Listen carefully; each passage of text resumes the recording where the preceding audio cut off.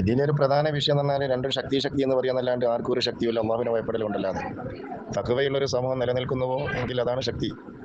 അതാണല്ലോ നമ്മൾ മനസ്സിലാക്കേണ്ടത്. അല്ലാണ്ട് പാണക്കാട് കുടുംബം വലിയ ശക്തിയാണെന്നോ സമസ്ത കേരള ജമിയത്തുലമ വലിയ ശക്തിയാണെന്നോ നമ്മുടെ കേരളം വലിയൊരു സ്വർഗ്ഗമാണ് എന്നൊന്നും നമ്മൾ പറയുന്നില്ല. കേരളത്തിലെ ജനങ്ങൾക്കില്ലാത്ത എത്രയോ നല്ല സ്വഭാവങ്ങൾ അറബികൾക്കില്ലേ. അപ്പോൾ ഓരോ വഴികൾ വന്ന രീതി ഉണ്ടാവും, തുറക്കുണ്ടാവും. പക്ഷേ ഇവിടെ അള്ളാഹുവിനെ ഭയപ്പെട്ട് ജീവിക്കുന്ന ഉമറാക്കളും ഉലമാക്കളും ഉണ്ടാകണം. അത് രണ്ട് സംഘടനയിലുള്ള ആളുകൾക്ക് നേരത്തെ കണിശമായി പാലിച്ചിരുന്നു. ഇന്ത്യൻ യൂണിയൻ മുസ്ലിം ലീഗിൻ്റെ മെമ്പർഷിപ്പ് കൊടുക്കണമെങ്കിൽ 5 വക്ത് നിസ്കരിക്കണമെന്ന് കായികമില്ലാത്ത നിർദ്ദേശ പാർട്ടിയാണ് മുസ്ലിം ലീഗ്. അവസാനത്തെ മുസ്ലിമിനെയും ലീഗിലേക്ക് കൊണ്ടുവരണമെന്ന് പറഞ്ഞ പാർട്ടിയാണ്. ഇന്ന് ആ പാർട്ടി എന്താ ചെയ്യുന്നത്?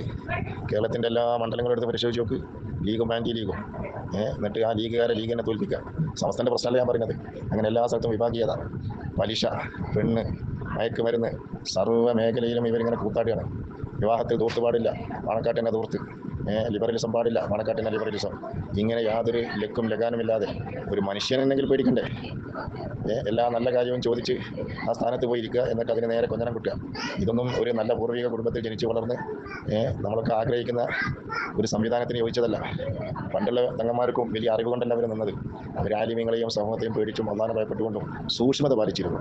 ഏറ്റവും ചുരുങ്ങിയത് അറിവില്ലെങ്കിലും സൂക്ഷ്മത പാലിച്ച് സമൂഹത്തിൽ ഒരു ഡീസൻ്റായി നിലനിൽക്കാൻ കഴിയണം. അപ്പോൾ ദീനില്ലെങ്കിൽ ലീഗുമില്ല, സമസ്തയില്ല. അതാണ് ഇതിൻ്റെ ചുരുക്കം. നമ്മളിതിങ്ങനെ പുറപ്പെടുത്തി അറിയുന്ന ഒരുപാട് ബഹളങ്ങൾ വെക്കും. ആ പണക്കാട്ടങ്ങളല്ല സമസ്ത, അതിലൊന്നും ഒരു കാര്യമില്ല. നമ്മളതിൽ ദീനുണ്ടോ നമുക്ക് രണ്ടും നിലനിർത്താൻ പറ്റും. നമ്മളതിൽ ദീനില്ലേ രണ്ടും നഷ്ടപ്പെടും. അപ്പം അതുകൊണ്ട് മഹിതമായ പ്രസ്ഥാനമാണ് സമസ്ത. ആ സമസ്തനെ സപ്പോർട്ട് ചെയ്യുക. ഉള്ള ഒരു ഇസ്ലാമിക അന്തരീക്ഷം തകർക്കുന്നതിന് പകരം അതിനെ സപ്പോർട്ട് ചെയ്യുക. അതാണ് നമ്മൾ ചെയ്യേണ്ടത്.